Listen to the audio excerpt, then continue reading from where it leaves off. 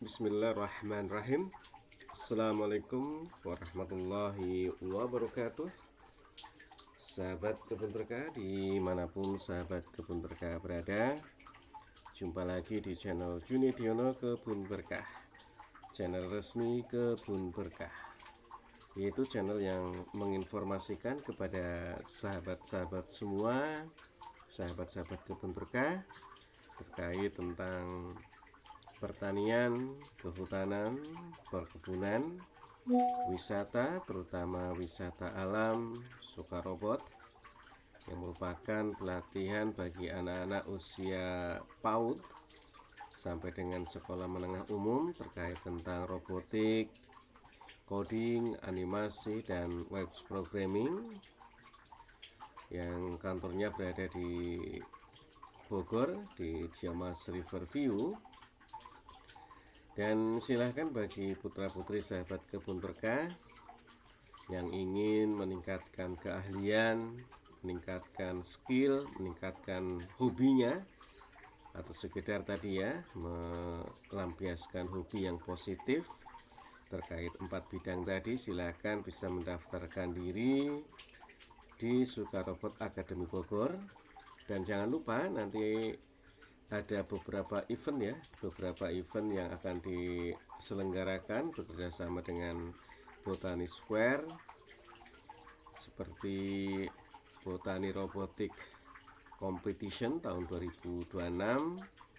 Ada juga nanti Botani Suka Robot Education untuk menyiapkan adik-adik kita, anak-anak kita yang akan bertanding, berkompetisi di BRC ya. Jadi apabila adik-adik ingin menjuarai kompetisi BRC 2026, ikuti Botani Robotic Education ya. Nanti akan ada sosialisasi, ada pemberitahuan kepada adik-adik semua. Dan channel Junidiono Kebun Berkah juga menginformasikan terkait tentang kegiatan-kegiatan para petani serta produk-produk yang dihasilkannya ya. Untuk itu kami sangat berharap kepada sahabat-sahabat semua untuk subscribe dan share ke kawan-kawan agar bisa diketahui program-program dari pemerintah tepat sasaran ya. Ada program pembagian bibit gratis, ada juga program-program pemberdayaan masyarakat, sehingga nantinya apa-apa yang dikerjakan itu tepat sasaran dan tentunya berhasil ya. Dan juga dari channel ini juga disiarkan terkait kegiatan dan produknya ya, dengan harapan bisa membantu pemasaran dari para petani. Salah satunya adalah Saung Kebun Berkah yang dikelola oleh kelompok tani Babakan Surya Tani ya, menghasilkan tanaman-tanaman hias aroid ya. Silakan sahabat kebun berkah bisa berlatih budidaya di sini tanaman hias aroid, serta juga bisa beli ya, bisa beli memborong tanaman hiasnya. Ada juga madu di KTH Sadar Tani Muda, ada Saung Nata Buana, ada Cibolau dengan kopinya dan sebagainya ya. Silahkan bisa belajar sambil membeli produknya dari mereka. Sahabat kebun berkah, ada yang bertanya terkait tentang kebun berkah ya, walaupun di video-video sebelumnya sudah dijelaskan, tapi tidak mengapa di kesempatan yang baik hari ini saya juga menerangkan kembali terkait tentang kebun berkah ya. Sebenarnya kebun berkah itu adalah suatu perkumpulan, suatu paguyuban yang tidak ada anggota, tidak ada ketua ya, jadi sama ya, partnership yang saya dirikan dan didukung alhamdulillah dari kawan-kawan. Ada petani, ada penyuluh ya, ada penyuluh pertanian, ada penyuluh kehutanan ya, ada penyuluh yang statusnya masih ASN, ada juga yang penyuluh yang sudah pensiun dari ASN ataupun bukan ASN ya, bergabung di dalam penyuluh kehutanan swadaya masyarakat. Ya, jadi ada juga penyuluh dari kegiatan-kegiatan yang lain ya, selain pertanian maupun kehutanan. Sahabat kebun berkah yang berbahagia, di kebun berkah juga ada petani-petani ya, baik individu maupun yang sudah bergabung di dalam kelompok tani ya. Ada juga komunitas ya, komunitas yang memang memiliki keinginan, memiliki semangat untuk mengembangkan, untuk membina kegiatan-kegiatan pertanian maupun kehutanan ya. Jadi memang kebun berkah itu adalah paguyuban informal ya, yang tidak memiliki ketua, tidak memiliki anggota, semuanya sama. Dan kadang kita berkumpul baik secara fisik ya di saung kebun berkah maupun tempat yang lain untuk ngobrol, untuk saling bertukar pikiran, memberikan informasi-informasi ya terkait tentang budidaya. Misalkan tentang tanaman hias, tentang bonsai, tentang kopi dan sebagainya. Dan kadang-kala kita juga di dalam pertemuan dengan menggunakan WhatsApp group ya, atau Instagram, ataupun melalui channel YouTube ya. Channel YouTube bisa belajar terkait tentang budidaya ini. Jadi memang bukan suatu perusahaan, suatu usaha ya, kebun berkah ini, tapi merupakan semacam perkumpulan informal. Baik sahabat kebun berkah yang berbahagia, pada hari ini sesuai dengan janji saya sebelum membahas terkait tentang perlukah revitalisasi ataupun reposisi dari penyuluh, yang merupakan perbandingan antara serial-serial penyuluhan dari mulai 1 sampai dengan 10 yang diakhiri nanti dengan serial yang ke-11 terkait tadi perlukah revitalisasi ataupun reposisi dari penyuluh. Sebelum itu kita akan mencoba sesuai janji saya, ada suatu pertanyaan ya, suatu saran dari sahabat kebun berkah untuk menghadirkan suatu tema rotasi atau pergiliran tanaman ya. Rotasi atau pergiliran tanaman. Dan tanaman di sini bukan berarti tanaman pertanian saja, tetapi juga tanaman kehutanan ya. Adanya rotasi budidaya terutama di dalam pergiliran tanaman. Sahabat kebun berkah yang berbahagia, tentunya kita mungkin sahabat kebun berkah sudah mengetahui ya terkait tentang rotasi ataupun pergiliran tanaman ini, tetapi tidak salahnya kita mencoba belajar kembali untuk mengingat ya, dan mudah-mudahan bisa dipraktekkan ya, mudah-mudahan bisa dipraktekkan. Sahabat kebun berkah yang berbahagia, kita coba awali saja ya terkait tentang rotasi atau pergiliran tanaman. Sahabat kebun berkah yang berbahagia, terkait tentang rotasi ataupun pergiliran tanaman, di dalam Wikipedia, Wiki ID ya, wikipedia.org, silakan sahabat kebun berkah bisa mengetik alamat tersebut ya, dengan judul rotasi tanaman. Ternyata rotasi tanaman ini ya, kita sebelum melanjut tentang definisi, ternyata ada sejarahnya sahabat kebun berkah. Ada sejarahnya terkait tentang rotasi atau pergiliran tanaman ini. Awalnya ada di suatu daerah di Timur Tengah mempraktekkan rotasi atau pergiliran tanaman ini sejak tahun 6000 sebelum Masehi ya, tanpa pemahaman mengenai ilmu kimia. Ternyata praktek pergiliran tanaman ini sudah diketahui dan sudah dipraktekkan sejak 6000 sebelum Masehi oleh petani-petani di Timur Tengah. Ya. Dan pergiliran tanaman ini adalah pergantian atau pergiliran tanaman di keluarga legum ya dan serealia. Ya, Leguminosae dan serealia. Sahabat kebun berkah yang berbahagia,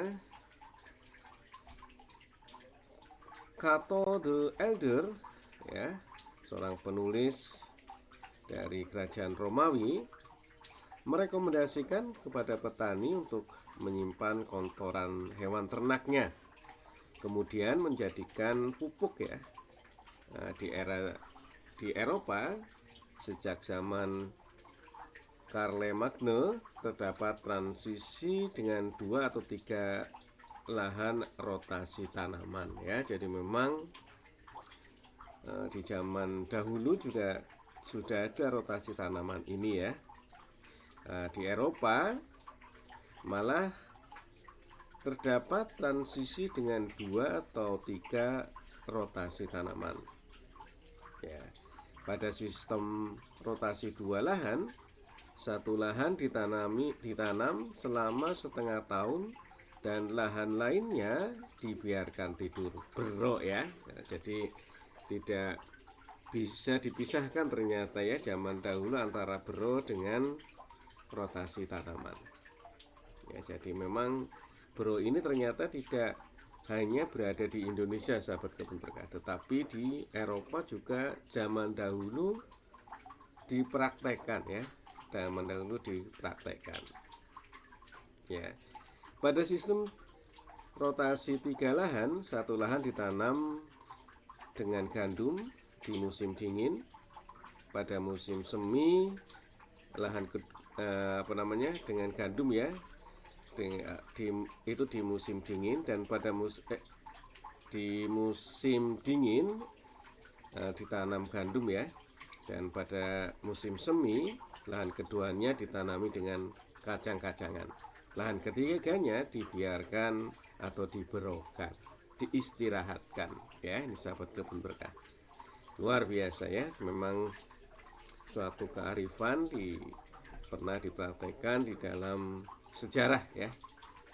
Sahabat kebun berkah yang berbahagia, dan sejak revolusi hijau ya, revolusi hijau Prancis ya, praktek monokultur ternyata mengalihkan semua itu ya, menggunakan pupuk-pupuk kimia dan sebagainya. Inilah awal mulanya terjadi perubahan apa yang dilakukan sebelumnya ya, dengan sistem bero, dengan sistem rotasi tanaman. Sejak revolusi hijau maka dikenalkan praktek monokultur yang terus-menerus serta penggunaan pupuk kimia ya, sehingga semacam pestisida maupun insektisida, herbisida ya, terakumulasi setiap tahun dan ternyata menyebabkan kerusakan tanah dan lingkungan ya sahabat kebun berkah. Inilah awal mula dan kemungkinan masih berlanjut sampai dengan saat ini sahabat kebun berkah. Sahabat kebun berkah yang berbagi, itulah sejarah terkait tentang rotasi tanaman ya. Ternyata sudah berlangsung di 6000 sebelum Masehi ya di Timur Tengah, dan di Indonesia juga sama ya, ada rotasi tanaman. Apabila saya masih kecil dulu, terutama untuk tanaman tegal ya, lahan tegalan ataupun sawah, selain menggunakan sistem bero tadi, juga menggunakan sistem rotasi tanam. Misalkan tegalan pada tengah tahun pertama menggunakan padi gogo misalkan ya, rata-rata memang padi gogo. Lalu pada semester keduanya digunakan jagung misalkan ya. Jadi ada rotasi antara padi gogo dengan jagung. ataupun ada di sawah ya, ada di sawah juga demikian, terutama sawah-sawah yang tak ada hujan, maka pergantian atau rotasi tanaman juga dilakukan. Padi diganti dengan kacang ya, misalkan diganti dengan sayuran ataupun jagung, dan pergantian itu dilakukan oleh para petani. Sahabat kebun berkah yang berbahagia ya, ini sejarahnya ya. Lalu apa sih sebenarnya rotasi tanaman atau pergantian tanaman itu? Wikipedia menjelaskan bahwa rotasi tanaman merupakan praktek penanaman berbagai jenis tanaman secara bergiliran di satu lahan. Rotasi tanaman diketahui memberikan manfaat bagi tanah ya. Jadi intinya definisinya adalah, menurut Wikipedia ini, rotasi tanaman merupakan praktek penanaman berbagai jenis tanaman secara bergiliran di satu lahan, di satu unit lahan. Sahabat kebun berkah yang berbahagia, menurut Ragam Info ya, Ragam Info dengan judul pengertian rotasi tanaman beserta manfaatnya untuk pertanian, dijelaskan bahwa rotasi tanaman merupakan suatu metode penanaman yang telah diterapkan sejak zaman dahulu oleh para petani hingga kini. Ya, jadi rotasi tanaman ini merupakan atau biasa disebut sebagai menggilir tanaman ya, menggilir tanaman untuk memberikan banyak manfaat kepada petani ya, terutama kesuburan lahannya. Inilah definisinya ya, definisi terkait tentang rotasi tanaman. Sahabat kebun berkah yang berbahagia,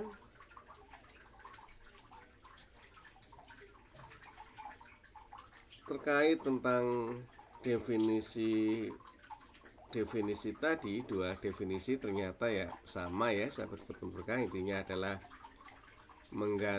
mengganti ya, bergiliran, secara bergiliran terkait tentang penanaman suatu tanaman di satu lahan.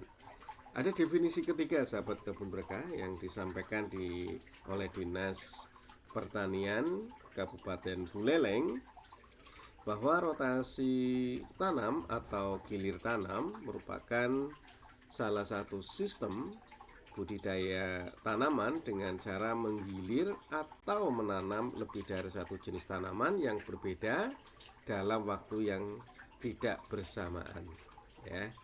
Jadi menanam tanaman yang berbeda dalam waktu yang tidak sama ya, tidak bersamaan. Ya, ini definisinya intinya sama ya, mengganti tanaman pada satu lahan ya, secara bergantian atau tidak bersamaan ya sahabat kebun berkah. Baik sahabat kebun berkah yang berbahagia, kegiatan rotasi tanam ini tentunya dilakukan karena mempertimbangkan suatu kemaslahatan ya, suatu keuntungan yang akan didapat oleh para petani. Baik, mungkin saja para petani itu tidak sadar ya, tidak sadar ternyata apa yang dilakukan itu bermanfaat ya. Bisa jadi karena memang secara tradisional petani-petani kita biasanya adalah bersifat turun-temurun ya, diajarkan nenek moyang kita turun-temurun. Jadi barangkali petani itu tidak mengetahui sebenarnya manfaatnya apa sih, karena ini turun-temurun. Tetapi ternyata setelah berkembangnya ilmu pengetahuan bisa dibuktikan bahwa pergantian atau rotasi tanaman ini memiliki beberapa keuntungan. Ya, beberapa keuntungan ya. Contohnya yang disampaikan di dalam Ragam Info di situs www.kumparan.com. Manfaat dari rotasi tanaman yang pertama adalah mengurangi resiko hama. Ini dikutip dari Rashid Marzuki tahun 1987 dalam bukunya Bertanam Kacang Tanah ya. Ternyata rotasi tanaman dapat menghindari hama dan mengurangi resiko penyakit, terutama penyakit layu ya. Hal ini dikarenakan rotasi tanaman dilakukan dengan pergantian tanaman dengan famili yang berbeda, yang membuat siklus dari hama tersebut terputus ya. Inilah manfaat yang pertama.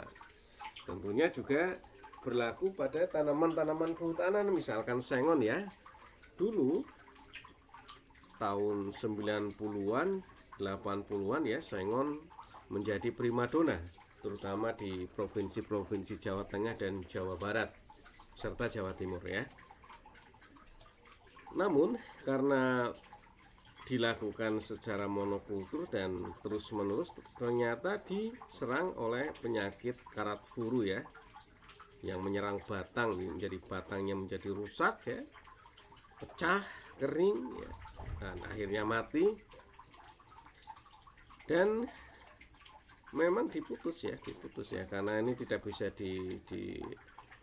diobati ya, tanaman serangan karat furu ini ya. Ya, ternyata memang penanaman secara terus-menerus, apalagi secara monokultur ya, mendatangkan penyakit ya, mendatangkan hama ya, seperti sengon tadi. Akhirnya bergantian menanam sengon, setelah ditebang misalkan, setelah panen diganti dengan yang lain, ternyata bisa memutus dari serangan karat furu ini ya. Tentunya sahabat kebun berkah pernah tahu ya terkait serangan karat furu ini terhadap tanaman sengon, sahabat kebun berkah. Manfaat yang kedua adalah meningkatkan kesuburan tanah. Dan perlu diketahui sahabat kebun berkah bahwa tiap jenis tanaman memiliki sifat yang berbeda. Terdapat tanaman yang bersifat rakus zat hara, ada pula justru yang memberikan ketersediaan hara. Umbi-umbian merupakan tanaman yang rakus hara ya, singkong, ubi jalar. Nah, itu merupakan salah satu tanaman yang rakus akan hara. Namun ada lagi tanaman yang memberikan atau menghasilkan hara, seperti leguminosa ya, famili polong-polongan ya. Ini memberikan unsur hara, polong-polongan ya, jadi kayak kacang ya, kacang tanah.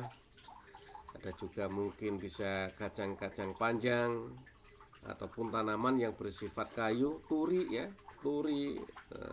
gamal, lamtoro. Itu adalah tanaman-tanaman yang memberikan unsur hara, terutama karena bisa mengikat unsur nitrogen baik di udara maupun di dalam tanah. Sehingga apabila kedua tanaman ini kita coba bergilir, tentunya akan bisa bermanfaat pada kesuburan tanah ya. Misalkan para petani tahun pertama menanam, atau 6 bulan pertama menanam umbi-umbian ya, lalu musim berikutnya menanam polong-polongan, kemudian ditambah dengan sayuran. Maka ketika unsur hara berkurang sehabis ditanami tanaman umbi-umbian, bisa dikembalikan melalui penanaman polong-polongan ya, jadi stabil sahabat kebun berkah. Sahabat kebun berkah yang berbahagia, manfaat yang ketiga adalah mengurangi resiko erosi tanah. Rotasi tanaman antara tumbuhan dengan rasio karbon dan nitrogen yang tinggi, kemudian dilanjutkan oleh tanaman dengan rasio dan nitrogennya rendah, maka akan meningkatkan aktivitas tanah, dan itu menyebabkan struktur tanah lebih stabil ya. Jadi pergantian tadi ya, antara rasio karbon dan nitrogennya yang tinggi ya, lalu ditanam kembali dengan tanaman yang memiliki rasio karbon dan nitrogen rendah, tentu akan menjadi stabil. Misalnya ya, pada penanaman pertama lahan ditanami dengan jagung misalkan, yang memiliki rasio karbon dan nitrogen tinggi. Kemudian di musim kedua diganti dengan kacang-kacangan, polong-polongan yang memiliki rasio karbon dan nitrogen yang rendah, sehingga aktivitas tanah menjadi stabil dan membuat tanah tidak mudah untuk erosi ya, sahabat kebun berkah. Manfaat yang keempat adalah memenuhi kebutuhan pasar ya. Ini sudah barang tentu ya, karena pergantian tanaman, pergiliran tanaman tentunya juga memperhatikan dari produk yang akan dihasilkan dan laku tidak di pasaran. Ya, ini juga pasti kalau yang ini ya, sahabat kebun berkah. Sahabat kebun berkah yang berbahagia, lalu ada beberapa manfaat yang lain, tetapi memang masih serupa ya, terkait 4 hal tadi. Ada terkait tentang perubahan iklim ini ya, terkait pergantian tanaman ataupun pergiliran tanaman yang berhubungan erat dengan dampak perubahan iklim terhadap tanaman. Kita ketahui bahwa perubahan iklim terhadap tanaman ya memunculkan berbagai hal ya. Pertama, perkembangbiakan hama menjadi lebih cepat. Yang kedua, tanaman menjadi cepat stres dan perlu adanya adaptasi yang lebih ya. Yang ketiga adalah tanaman menjadi lebih rentan terkena penyakit. Yang keempat, penurunan kualitas dan kuantitas hasil panen, bahkan biasanya berpotensi gagal ya. Yang kelima, sulit untuk menentukan pola tanam dan sulit memprediksi kapan akan ditanam, serta musim kemarau yang berkepanjangan ya, menyebabkan kekurangan air. Hal-hal ini, dampak-dampak perubahan iklim ini ternyata berdasarkan literasi dari www.tanilink.com dengan judul Cara Agar Tanaman Terbebas dari Hama dan Penyakit Saat Pergantian Musim, ternyata merekomendasikan juga melalui rotasi tanaman ya, rotasi tanaman. Nah, dengan penerapan rotasi tanaman ini yang tadi definisinya sudah dijelaskan, ternyata efektif ya untuk memutus siklus hama maupun penyakit yang spesifik pada jenis tanaman tertentu. Misalnya menanam jenis Solanaceae ya, seperti tomat maupun cabai, pada musim berikutnya kita tanam dengan tanaman polong-polongan ya, Leguminosae.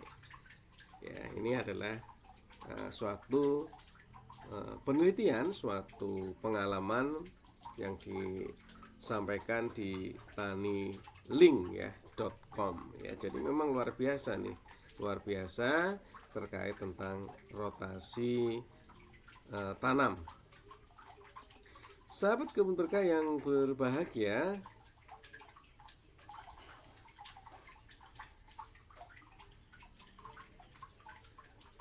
ada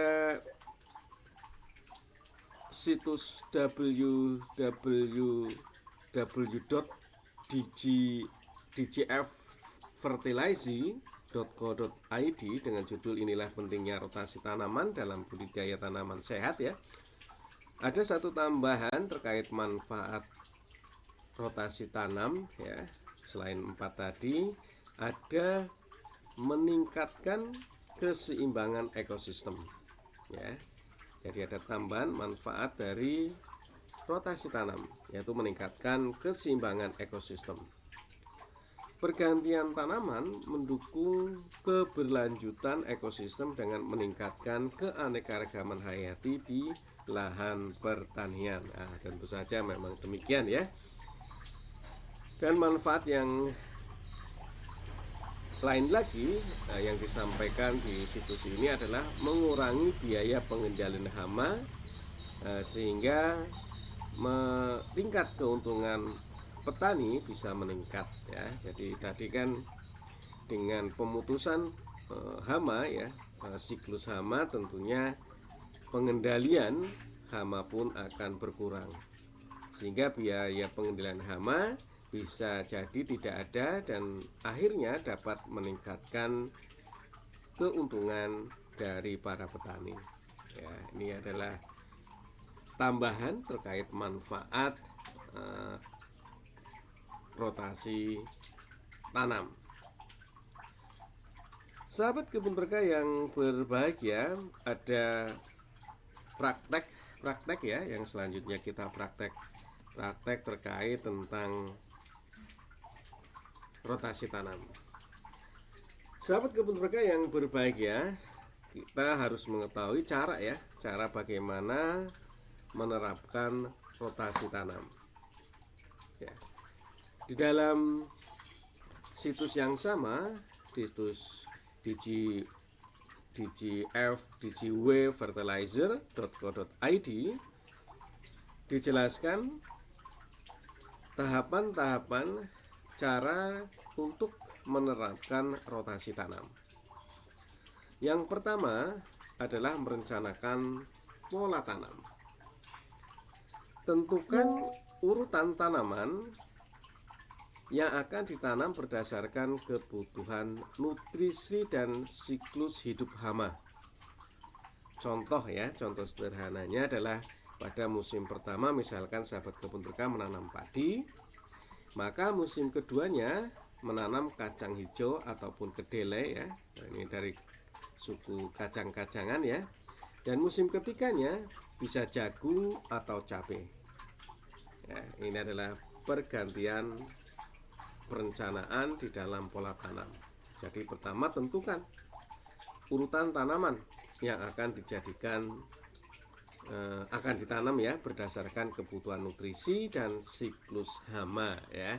Tadi dicontohkan musim pertama padi, musim kedua kacang hijau maupun kedelai, dan musim ketiga adalah jagung atau cabai ya. Di kehutanan juga sama tadi ya, karena kehutanan siklusnya lebih panjang ya, untuk bisa panen bisa jadi 3 atau 5 tahun ya.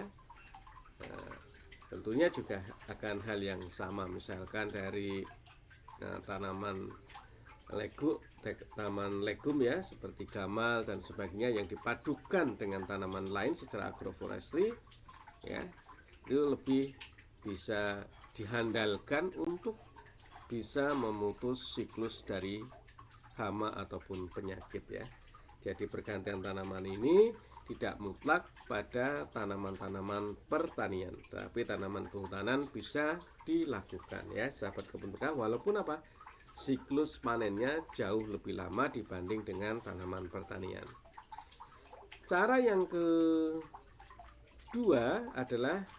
tahapan yang kedua adalah kelompokkan tanaman berdasarkan keluarga botani ya. Hindari menanam tanaman dari keluarga botani yang sama secara berturut-turut ya. Untuk Untuk meminimalkan serangan hama maupun penyakit ya. Misalkan familinya legum misalkan ya, besoknya jangan legum, misalkan jadi serealia misalkan, atau yang lainnya. Jadi jangan berturut-turut satu famili ya sahabat kebun berkah. Satu famili ditanam terus menerus, itu sama artinya kita menanam satu tanaman ya. Jadi diputus ya dengan menanam dari famili yang lain. Yang ketiga, manfaatkan tanaman penutup tanah atau cover crop ya. Jadi manfaatkan tanaman seperti kacang-kacangan ya, ataupun rumput tertentu ya, yang dapat ditanam di sela musim tanaman untuk memperbaiki kesuburan tanah ya. Misalkan rumput odot ya, ataupun rumput sataria atau rumput gama umami ya, yang sekarang lagi terkenal ini, kawan-kawan mengembangkan ini ya. Yang keempat adalah tentunya lakukan monitoring dan evaluasi terkait apa yang kita kerjakan Nah, ini penting karena bisa mendapatkan informasi-informasi kekurangan maupun kelebihan dari kegiatan-kegiatan yang kita kerjakan. Sahabat kebun berkah yang berbahagia, ada beberapa contoh ya, contoh rotasi atau pergiliran tanaman ya. Misalkan ya, sistem tanaman rotasi dengan 3 tahun misalkan ya. Kita 3 tahun ya. Tahun pertama kita tanami dengan serealia, misalkan jagung. Maka tahun kedua kita tanami dengan tanaman kolong-kolongan ya, kacang-kacangan seperti kedelai ataupun mungkin kacang hijau ya. Tahun ketiga kita tanami dengan sayuran yang berakar ya, seperti kentang atau wortel ya. Jadi misalkan ini 3 tahun ya, tadi tanaman tahun pertamanya dari tanaman famili cerealia seperti jagung ya. Tahun kedua kita tanam dengan kacang-kacangan kolong-kolongan ya, seperti kedelai, kacang hijau ya. Tahun ketiganya kita tanami dengan sayuran yang berakar ya, seperti kentang ataupun wortel. Nah, untuk sistem rotasi lahan basah, misalkan di sawah ya, apalagi sawah yang ada pengairan irigasinya ya, ataupun tada hujan ya, musim pertama misalkan padi. Nah, musim kedua kita menggunakan tanaman kacang hijau ataupun kacang tanah. Ya, ini adalah contoh-contoh praktek-praktek daripada rotasi atau pergiliran tanaman. Sahabat kebun berkah yang berbahagia, ada juga yang 1 tahun ya, sahabat kebun berkah yang 1 tahun. Nah, ini dicontohkan juga terkait pola rotasi tanaman. Misalkan Januari sampai April kita menanam tomat ya, misalkan ya. Mei sampai Juli kita tanam buncis. Agustus sampai Oktober kita tanam kol ya, kita tanam kol atau kubis ya. November sampai Desember kita tanami dengan kacang tanah. Nah, ini juga adalah pergantian praktek-praktek dari pergantian pola tanam rotasinya. Nah, itulah sahabat kebun berkah ya. Jadi untuk menghindari atau memutuskan siklus hama atau penyakit, dan juga bisa menambah kesuburan tanah, bisa mengurangi kos dalam pengendalian OPT, organisme pengganggu tanaman, juga mengurangi erosi ya, tadi mencegah erosi. Dan luar biasa ya, dengan pola pergantian tanaman ini ternyata memiliki dampak positif yang luar biasa. Nah, untuk itu sahabat kebun berkah, mari kita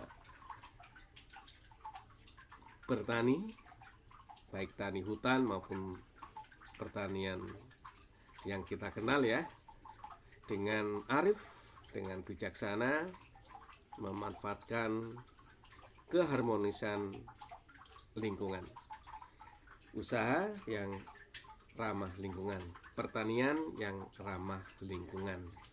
Ayo semangat kawan-kawan petani dimanapun kawan-kawan berada, dan jangan lupa untuk selalu stay tune di channel YouTube Junediono Kebun Berkah, karena banyak informasi yang insya Allah bisa bermanfaat bagi sahabat semua. Akhir kata, tetap semangat, dan jangan lupa untuk subscribe dan share channel ini ya, ini channel ini, dan daftarkan putra-putri sahabat kebun berkah menyongsong Botani Robotic Competition 2026 dengan mendaftar segera. Botani suka robot education, daftarkan ya. Bagaimana daftarkannya? Kontak admin Suka Robot Akademi Bogor atau langsung bermain di kantor. Alamatnya di mana? Ada di deskripsi video ini. Terima kasih dan sukses selalu bagi sahabat-sahabat semua. Akhir kata, assalamualaikum warahmatullahi wabarakatuh, dan tetap semangat.